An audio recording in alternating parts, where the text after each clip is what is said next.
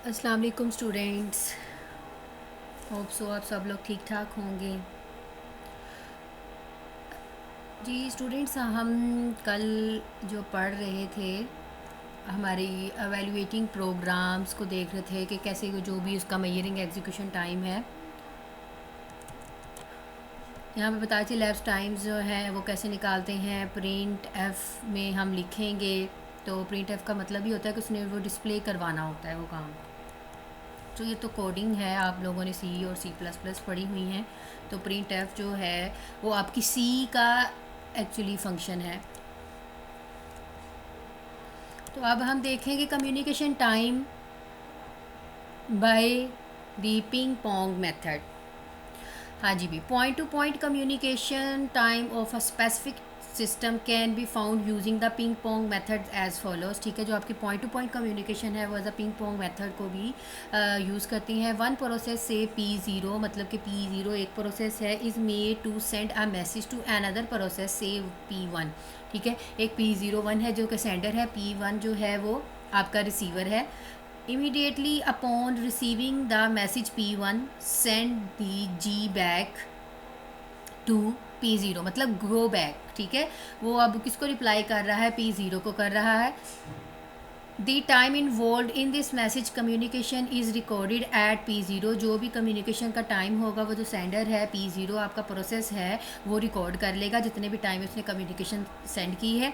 This time is divided by two obtain an estimate of the time of one way communication. ठीक है, और जो भी ये टाइम डिवाइड होगा वो ऑब्टेन करेगा सिर्फ और सिर्फ वन वे कम्युनिकेशन को ही करेगा। लाइक वन वे कम्युनिकेशन में सेंडर तो रिसीवर है, सिर्फ एक ही वन वे कम्युनिकेशन। ऐसे नहीं है कि मल्टीपल ब्रॉडकास्टिंग की फॉर्म में वो उसको एस्टिमेट नहीं करेगा। प्रोसेस P0 है, यहाँ पे इसका जो लेवल 1 है उसमें देखा जी टाइम, जो भी एक वेरिएबल है उसको टाइम दे एलोकेट कर दिया गया है। ये आपका पॉइंटर के लिए यूज़ करते हैं कि उसने एक मेमोरी को एलोकेट कर लेना है। T1 टाइम है, सेंड कर रहे हैं। ठीक है, जैसे हम इनपुट लेते हैं अपनी सी के अंदर, इनपुट का जो भी वेरिएबल है वो ये होता है और जो वैल्यू देनी होती है वो यहाँ पे हम लिखते हैं कॉमा के बाद। फिर रिसीवर में भी सेम यही है। फिर टाइम 2 के लिए है elapsed time is equal to 0.5 cross different time T2 T1। ठीक है, प्रिंट एफ करवा रहे हैं elapsed time is equal to एम% 5.2 F सेकेंड। अच्छा भाई, ये जो 5.2 F सेकेंड है आपको पता है कि ये फ्रैक्शन के लिए होती है। 5 उसकी मेमोरी ऑक्यूपाई हो जाती है। ठीक है, 5 मेमोरी ऑक्यूपाई हो जाती है और 0.2 तो इसकी ऐसा रिप्रेजेंट होती है। तो अपनी वो जो सी है लैंग्वेज उसको रिकॉल कर लीजिएगा कि इस चीज़ का क्या मतलब होता है। और जो कॉमा है उसको elapsed टाइम ये टोटल प्रिंट करवा रहे हैं। सो प्रोसेस 1 के लिए है, प्रोसेस 1 का क्या काम है? प्रोसेस 1 ने सिर्फ और सिर्फ रिसीव करना है और वापस अगेन सेंड कर देना है। इसने कोई टाइम वगैरह नोट नहीं करना, वो आपके P0 ने टाइम नोट करना है। ठीक है, और उसमें तभी उसकी ये सारी परफॉर्मेंस दिखाई गई है कि टाइम जो है वो आपके प्रोसेस 0 ने रिकॉर्ड करना है। हाँ जी, profiling. A profiling is a program, is a histogram or graph showing the time spent on different part of the program। Profiling होती है जैसे कि आपकी प्रोफाइल है फेसबुक के ऊपर है, यूट्यूब के ऊपर है, डिफरेंट प्रोफाइल्स बनाई होती हैं। वो आपकी क्या चीज़ रिप्रेजेंट करी होती है? आपने इमेज लगाई, आपने अपनी स्किल्स के बारे में लिखा, आपने अपने अबाउट अस के बारे में लिखा। तो इसी तरह यही है कि एक प्रोफाइल प्रोग्राम वो होता है, हिस्टोग्राम होता है, जो कि दिखाता है जितना टाइम स्पेंड किया है डिफरेंट पार्ट्स ऑफ प्रोग्राम के ऊपर आपने, या अपनी टोटली ग्राफिकल रिप्रेजेंटेशन करते हो। यहाँ पे प्रोसेस की प्रोफाइलिंग का क्या मतलब है? एक पार्ट ने दूसरे पार्ट तक जाने में कितना टाइम स्पेंड किया है उसको एज अ ग्राफिकल फॉर्म में शो करेगा। और हिस्टोग्राम होता है चार्ट्स वगैरह, जैसे आप लोगों के ये इधर इंसर्ट वगैरह पे जाते हैं तो ये चार्ट्स होते हैं, तो यहाँ पे आपको हिस्टोग्राम चार्ट भी अवेलेबल होगा। ठीक है, ये देखिए हिस्टोग्राम चार्ट इस फॉर्म में होता है, ये आपका हिस्टोग्राम चार्ट है। A profile can show the number of times certain source statement are executed, जो कि फिगर 2.18 में illustrated है।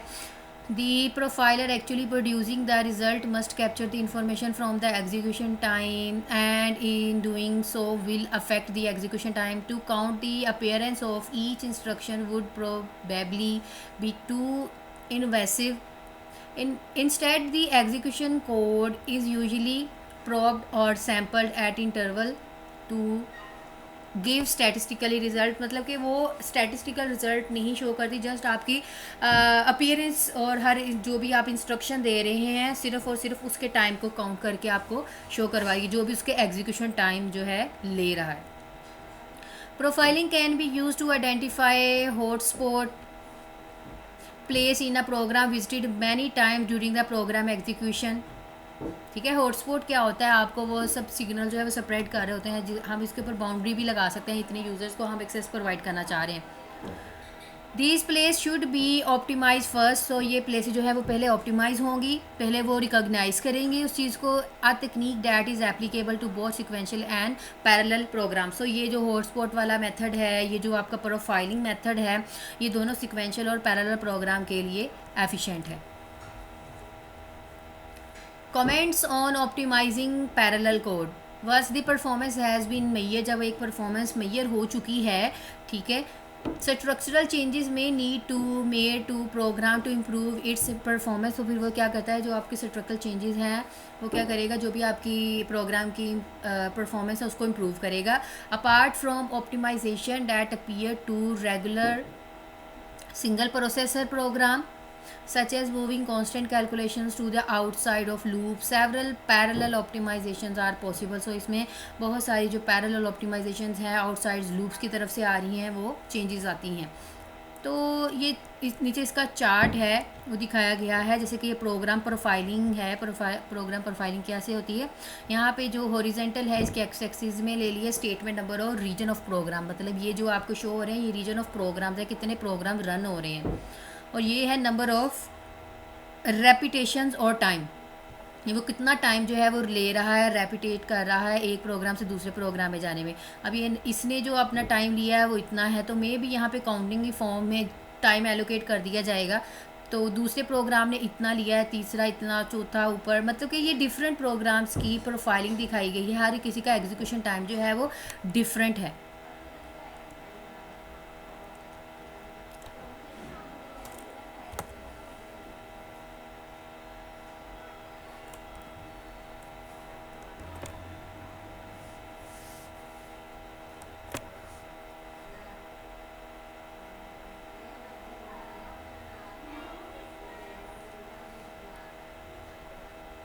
ओके, अब हमने जो देखना है वो हमारा इस चैप्टर में हम देखेंगे, न्यू चैप्टर है ये, एम्बैरेसिंगली पैरेलल एग्जीक्यूशन. क्या होता है, एम्बैरेसिंग होता है, ठीक है, उसको देखना है हमने कि पैरेलल एग्जीक्यूशन कंप्यूटेशन जो है वह कैसे परफॉर्म करी है. We will consider the ideal computational from a parallel computing standpoint. A computational can be divided into number of completely independent part. ठीक है, देखिए एक प्रॉब्लम आती है, तो हम क्या करते हैं, पैरेलल प्रोसेसिंग में वो क्या हो रहा होता है कि वो नंबर ऑफ इक्वल और इंडिपेंडेंट जो है पार्ट्स के अंदर डिवाइड कर देती है. ठीक है, वो हर जो एग्जीक्यूशन हो रही होती है वो सेपरेट प्रोसेसर के ऊपर काम कर रही होती है. तो इस जो प्रोसेसर है, इस जो प्रोसेस है डिवीजन का, इंडिपेंडेंट कंप्लीट कर रहे हैं अपने टास्क को, this is known as embarrassingly parallel computational. Ideal parallel computational क्या है, parallel programming involve dividing a problem into parts in which separate processor perform the computational of the parts. ठीक है, ऐसे ही था. And ideal parallel computation is one that can be immediately divided into completely independent part, जो कि independently होते हैं, किसी एक दूसरे के साथ डिपेंड नहीं हो रहे होते, अपने अलग-अलग प्रोसेसर के ऊपर काम कर रहे होते हैं, साइमल्टेनियसली काम परफॉर्म कर रहे होते हैं. सो ये कंसेप्ट हमने बहुत बार रिकॉल कर लिया है, तो इसमें कोई वो मोर एलेबोरेशन की ज़रूरत नहीं है कि पैरेलल एग्जीक्यूशन क्या चीज़ है या आइडियल पैरेलल क्या है. सो वो वही चीज़ को इन्हांस कर रहे हैं. Disconnected computational graphs embarrassingly parallel problem है ये. ठीक है, अब ये प्रोसेसेस, ये डिफरेंट प्रोसेसेस हैं, ये इनपुट्स आ रही हैं, ये आपके रिजल्ट्स आ रहे हैं. Independent parts are identical computationals and the SPM the single program multiple data. ठीक है, सिंगल प्रोग्राम है लेकिन डाटा जो है वो मल्टीपल डाटा, ये मल्टीपल डाटा लेकिन सिंगल प्रोग्राम है. Model is appropriate as suggested in figure 3.1. So वो नीचे फिगर में दिखाया गया है, तो उसको देख लेते हैं.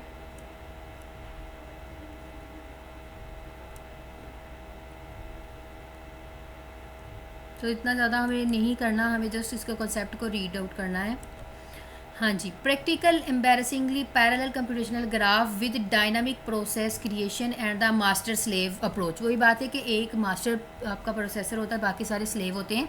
अब ये आपका जो मास्टर है वो क्या कर रहा है, ये डिफरेंट फंक्शंस हैं, स्पॉन है, सेंड है, मास्टर रिसीव, ये तो फंक्शंस हमने पहले भी देख लिए हुए हैं।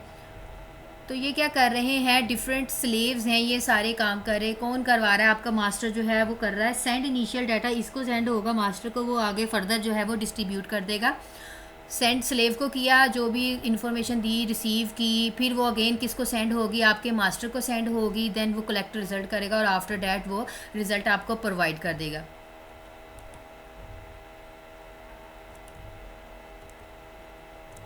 तो यहाँ पे एग्जांपल्स हैं, एम्बैरेसिंगली पैरेलल एग्जांपल्स हैं, geometrical transformation of images are often stored within a computer. ठीक है, जो भी इमेजेस हम करते हैं वो इमेजेस के अंदर कंप्यूटर के अंदर स्टोर होती हैं। So that can be altered in some way, वो चेंज भी की जा सकती हैं। Display images originate in 2 ways, images are obtained from external source such as the video cameras and may be needed to be altered in some way. ठीक है, image processing बेटा एक जब हम रिसर्च करते हैं, इमेज प्रोसेसिंग आपकी machine learning और डीप लर्निंग का कॉन्सेप्ट है।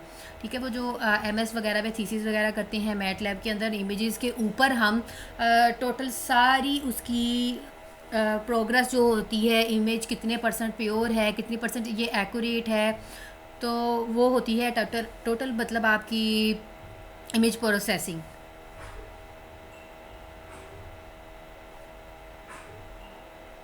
तो इसके ऊपर डिफरेंट एल्गोरिथम्स अप्लाई किए जाते हैं, वो हम बनी बनाई इमेजेस भी ले सकते हैं और डिफरेंट कैप्चर भी कर सकते हैं। सो ये कोई इशू वाली बात नहीं है कि ये इमेज प्रोसेसिंग क्या चीज़ है। ठीक है, ये थीसिस का कॉन्सेप्ट में आते हैं जब हम एमएस के थीसिस करते हैं, नहीं तो आप लोग अपने प्रोजेक्ट्स वगैरह हैं इमेज प्रोसेसिंग को उसके साथ भी रिलेट किया जा सकता है। Displayed images may also be artificially created, an approach that is usually associated with the term computer graphics। so ये जो टर्म्स होती हैं कंप्यूटर ग्राफिक्स के साथ भी रिलेट की जा सकती हैं। so बहुत सारे स्टूडेंट्स हैं कंप्यूटर ग्राफिक्स के अंदर भी अपने एनिमेटेड जेस्चर्स बना के उसका भी प्रोजेक्ट मतलब कहते हैं कि ये प्रोजेक्ट हमने बनाया है। ठीक है, वो प्रोजेक्ट्स भी बना सकते हैं, नो इशू के आप लोगों ने सिर्फ वेबसाइट्स ही बनानी है या एंड्रॉयड की एप्लीकेशंस ही बनानी है। आप लोग हार्डवेयर्स की तरफ भी मूव हो सकते हैं और अपने ग्राफिक्स की सॉफ्टवेयर्स की तरफ भी मूव हो सकते हैं। जैसे कि ब्लेंडर है, ब्लेंडर में आप लोग बड़ा अच्छा काम कर सकते हैं।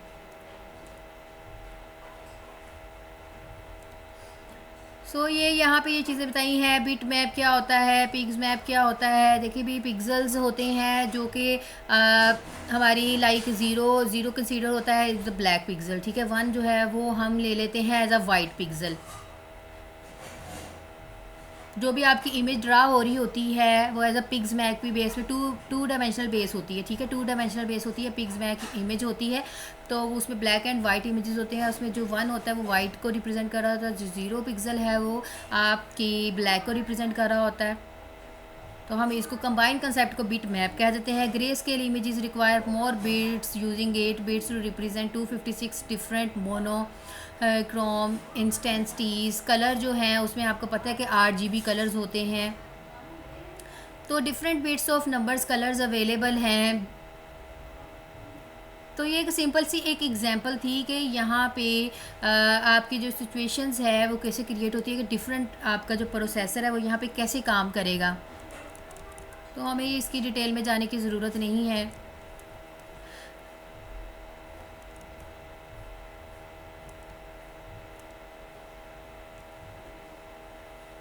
ओके, लेकिन हम इसकी जो ये कोडिंग है, जियोमेट्रिकल ट्रांसफॉर्मेशन रिक्वायर्ड है। जियोमेट्रिकल ट्रांसफॉर्मेशन कैसे मैथमेटिकल ऑपरेशंस को परफॉर्म करती है। A sample of some common geometrical transformation is given here. यहाँ पे आती है आपकी फर्स्ट स्टेप में शिफ्टिंग दी कोऑर्डिनेट्स का तो आप लोगों को पता है कौन से होते हैं, जो एक्स एक्सिस और वाई एक्सिस में हम ओरिजिनेट करते हैं हमारे सेंटर पॉइंट से। Coordinates of the 2 dimensional object shifted by the, ये हमारा डेल्टा एक्स है, is the x dimension and delta y in the y dimensional। ठीक है। X dash is equal to X plus delta X, Y dash is equal to Y plus delta Y, where X and Y the original and X dash and Y dash are the new coordinates. जहाँ पे अब scaling का formula है, scaling में कैसे है, coordinates of the object scaled by a factor S X in the X direction और S Y जो है वो वाई डायरेक्शनल में ले लेंगे। तो एक्स डैश जो है वो एस एक्स को ले रहे हैं, वाई डैश जो है वो वाई एस वाई को ले रहे हैं। The object is in large in size when S X and S Y are greater than, ठीक है, 1 and reduce in size S X and S Y are between 0 and 1। जो भी हम scaling होती है किसी चीज़ का साइज़ बड़ा करना छोटा करना, ठीक है। तो इस सेंस में कह रहे हैं कि ग्रेटर देन है 1, जो भी हम साइज़ रिड्यूस कर रहे हैं उससे। अब मैं लार्ज कर रही हूँ तो मेरे एक्चुअल साइज से वो लार्ज हो रहा है, मैं स्मॉल कर रही हूँ तो मेरे एक्चुअल साइज से वो स्मॉल हो रहा है। नोट दैट द मैग्नीफिकेशन और reduction does not need to be the same in both x direction and y direction. So rotation का है यहाँ पे, ये ज्योमेट्रिकल ट्रांसफॉर्मेशन के सारे हम जो काइंड्स पढ़ रहे हैं कि हाँ इसके फार्मूलाज हैं, ज्योमेट्रिकल मैथमेटिकल ट्रांसफॉर्मेशन में हम ऐसे काम करते हैं। सो हमने मैथमेटिक्स में ये चीज़ें पढ़ी हुई हैं। Of object through an angle theta about the regional of coordinate systems are given by x dash x cos theta plus y sin theta। मतलब हम ये वैल्यूज़ पुट होंगी तो निकालेंगे। रोटेशनल किसी पिक्चर को रोटेट करना, टोटली उसकी सिम को चेंज कर देना, चेंज करना, रोटेट करना एक्स एक्सिस वाई एक्सिस में, तो हम ये वाले फार्मूला जो है उसको यूज़ करते हैं। हाँ जी भी, clipping. This transformation applies defined rectangular boundaries. देखिए भाई कोई स्पेसिफिक पार्ट आपको लेना है उसमें से, तो वो हम फिगर्स में से डिलीट करना चाह रहे हैं, ख़त्म करना चाह रहे हैं, या कुछ भी फाइंड आउट करना चाह रहे हैं तो वो हम ले लेंगे, और बाकी आउटसाइड जो एरिया है उसको हम स्किप कर देंगे। ठीक है। जब हम अपने मोबाइल्स को यूज़ कर रहे होते हैं वहाँ पे हम कैमराज़ के ज़रिए क्लिप्स वगैरह परफॉर्म कर रहे होते हैं। क्लिपिंग में भी आप लोग एडिटिंग कर रहे होते हैं, रोटेशन, शिफ्टिंग, स्केलिंग, ये सारे फंक्शंस आपकी इमेज प्रोसेसिंग के अंदर अवेलेबल हैं। ठीक है, तो ये चीज़ इसकी है, फार्मूलाज को देख लीजिएगा।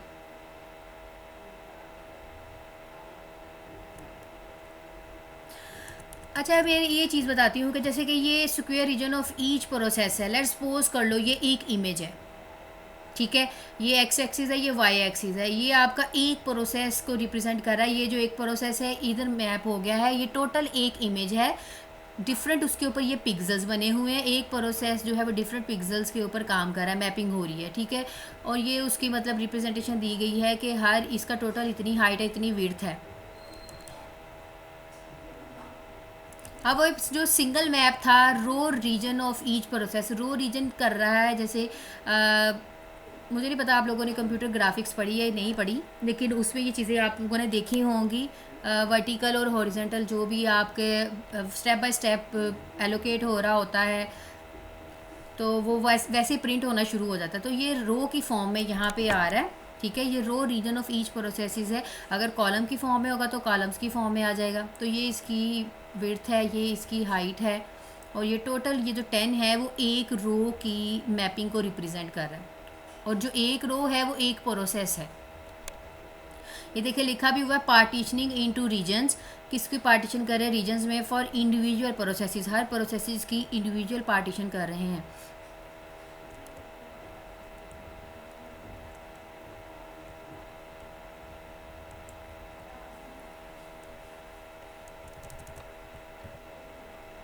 ये आप लोगों ने C++ का कोड लिखा है कि मास्टर और स्लेव पीसी कैसे काम करता है।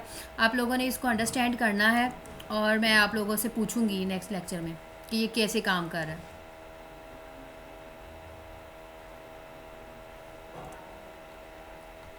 हाँ जी, एनालिसिस कैसे करते हैं, एनालिसिस का क्या फार्मूला है। Suppose each pixel require 2 computational step and there are n cross n pixel it if the transformation are done sequentially. तो n क्रॉस n स्टेप का ये है TS, total transmission time 2n की power 2, ठीक है। ये complexity का, sequential complexity का फार्मूला था। अगर पैरेलल टाइम कॉम्प्लेक्सिटी कंपोज कर दिया 2 पार्ट्स के अंदर, कंप्यूटेशनल और कम्युनिकेशन और कंप्यूटेशनल में तोड़ते हैं ना, जो भी हमारे मैसेज पासिंग पैरेलल कंप्यूटेशन है, सो ये बार बार चीज़ बताने की ज़रूरत नहीं है। कम्युनिकेशन क्या है, कंप्यूटेशनल क्या है, कॉम्प्लेक्सिटी क्या थी।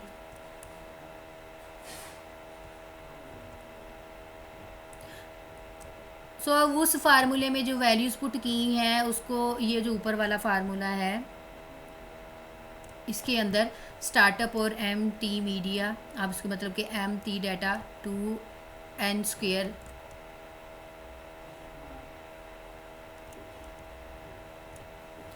ये यहाँ पे कंप्यूटेशनल का फार्मूला दे दिया कि मतलब 2n⁻² था तो 2n⁻²/p टोटल प्रोसेसेस के हिसाब से कंप्यूटेशनल टाइम निकालते हैं। तो पिछले प्रीवियस लेक्चर को ज़रूर देख लीजिएगा, तो उसी के अंदर वैल्यूज़ पुट की हैं।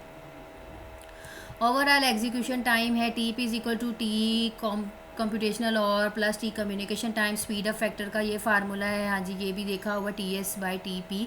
तो ये उसकी वैल्यूज़ पुट कर दी हैं, TP की वैल्यू भी ऊपर निकाल दी है, ठीक है, ये जो है आपकी, और TS की वैल्यू भी निकाल दी है। ये देखिए TP की ये है, उसके अंदर वैल्यूज़ पुट की हुई हैं। हाँ जी, कम्युनिकेशन और कंप्यूटेशनल रेशो है, ये भी आपको पता है फार्मूला। सो हमें इतने फार्मूलाज याद करने की ज़रूरत नहीं है, लेकिन जब आप हैंड्स ऑन रियल टाइम में कंप्यूटिंग परफॉर्म करेंगे तब ये आप लोग फार्मूला जो है इसको रिकॉल कर सकते हैं। अदरवाइज़ इनकी हमें इतनी एडवांस फार्मूलाज की ज़रूरत नहीं है।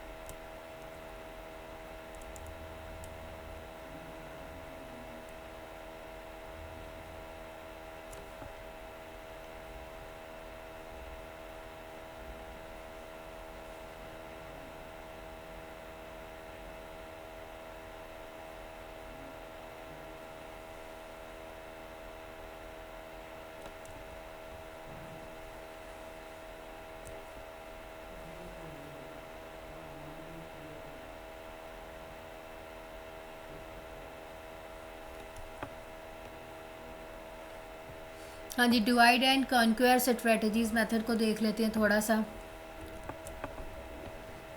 ये टेक्निक जो है पैरेलल प्रोग्रामिंग में partitioning and divide conquer method, ये टेक्निक क्या करती है, किसी से रेलिवेंट होती है। इसके अंदर जो भी प्रॉब्लम्स होती हैं हम उनको सेपरेट पार्ट्स के अंदर तोड़ देते हैं और हर पार्ट को अलहदा जो है कंप्यूट करते हैं, मतलब कि चलाते हैं, रन करते हैं। Divide and conquer usually applies partitioning in the recursive manner. Recursive होता है इटसेल्फ, अपने ही इर्द गिर्द उसने काम करना होता है।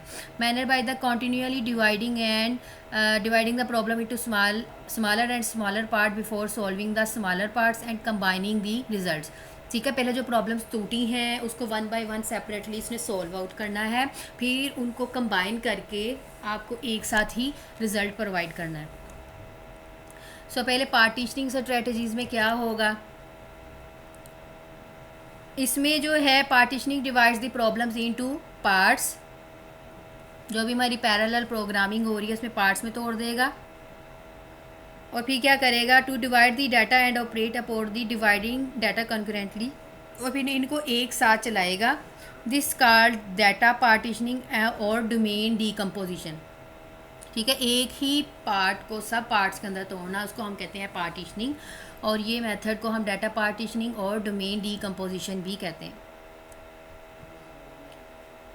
हाँ जी, partition can also be apply to the functions of a program. जो भी पार्टीशंस आपके फंक्शंस के ऊपर अप्लाई हो रहा है, जो भी आपका प्रोग्राम है उसको हम कहते हैं dividing it into independent function. उसको हम कहते हैं dividing it into independent function and executing time concurrently. This is the functional decomposition. जो हम फंक्शंस में तोड़ रहे हैं, फंक्शंस के मतलब प्रोग्राम के फंक्शंस के ऊपर काम कर रहे हैं, डिवाइड कर रहे हैं इंडिपेंडेंटली फंक्शन, और एग्जीक्यूट टाइम जो है वो कंकरेंटली नोट कर रहे हैं, इसको हम कहते हैं फंक्शनल डीकम्पोजिशन। तो बस यही इसका कॉन्सेप्ट लें।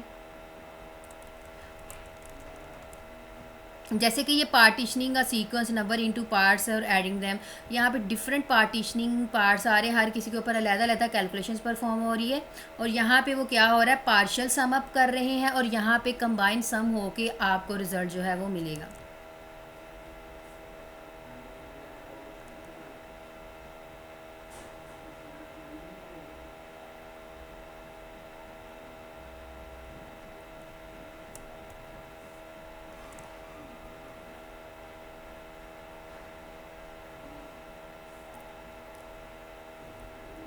अब मैं डिवाइड और कॉन्क्वेयर मेथड के ऊपर मूव कर रही हूँ। Conquer method, divide and conquer method approach is characterised by dividing the problem into sub problems. ठीक है, अब यहाँ पे क्या हो रहा है, एक प्रॉब्लम को सब प्रॉब्लम्स के अंदर तोड़ा, उसमें बेटा वो पार्ट्स के अंदर तोड़ा था, पार्टीशनिंग होता है पार्ट्स बनाना, लेकिन यहाँ पे एक प्रॉब्लम को सब प्रॉब्लम्स के अंदर तोड़ रहे हैं, that are the same form as a large problem.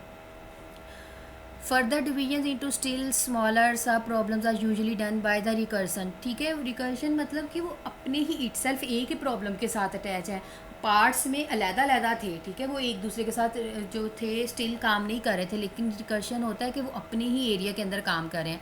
A method well known to sequential programmers. The recursive method will continually divide a problem until the task cannot be broken down into smaller parts। ठीक है, तब तक वो काम करेगा जब तक वो स्मॉलर पार्ट्स के अंदर डिसॉल्व नहीं हो जाता, तोड़ नहीं देते। इसमें एक बार पहले तोड़ेगा, फिर वो काम होगा, फिर जो एक्चुअली उसको कंबाइन करके आपके रिजल्ट को शो कर देगा। ठीक है, ये डिवाइड प्रॉब्लम है, जैसे कि टी कंस्ट्रक्शन है, इनिशियल प्रॉब्लम ये थी, उसको पहले जो है डिवाइड प्रॉब्लम है, फाइनल टास्क देन आपके पास आता है, जो भी आप करते हैं पहले डिवाइड किया, फिर उसके बाद आपका फाइनल टास्क आ गया।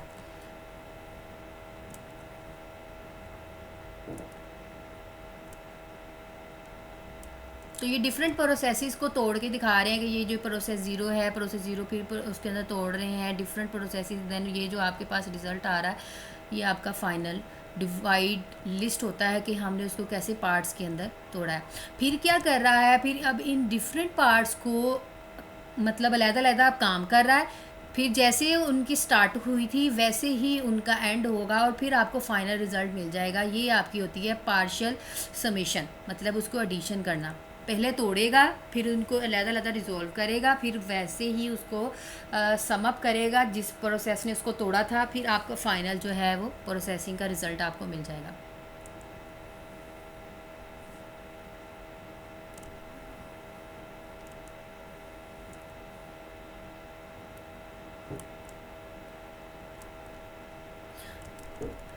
ये वो जो आप मतलब ऊपर प्रोसेस दिखाए हैं, एक रूट है, डिफरेंट ट्रीज़ की फॉर्म में टूट रहा है। ठीक है, क्वाड ट्री।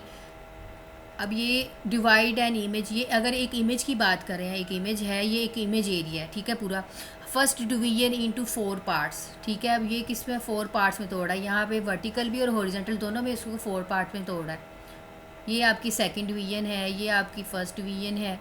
ठीक है, तो ये चीज़ को रिप्रेजेंट किया गया कि हमने अपने जो डिवाइड और कन्क्वेयर मेथड है उसको सब एक प्रॉब्लम को सब पार्ट्स में तोड़ना है, फिर उसके ऊपर अलग-अलग जो भी सीक्वेंसेस रिजल्ट सीक्वेंशियल परफॉर्म होंगे, सीक्वेंस फॉर्म में वो 1 बाय 1 परफॉर्म होंगे, और देन फिर उसको अलग कंबाइन करेंगे, फिर जो आपके पास एट दी एंड रिज़ल्ट आएगा, फिर एट द टाइम उसको कंबाइन करके जो भी आपको रिज़ल्ट मिलेगा वो आपका टोटल वही एक्चुअल प्रॉब्लम का फाइनल रिज़ल्ट होगा।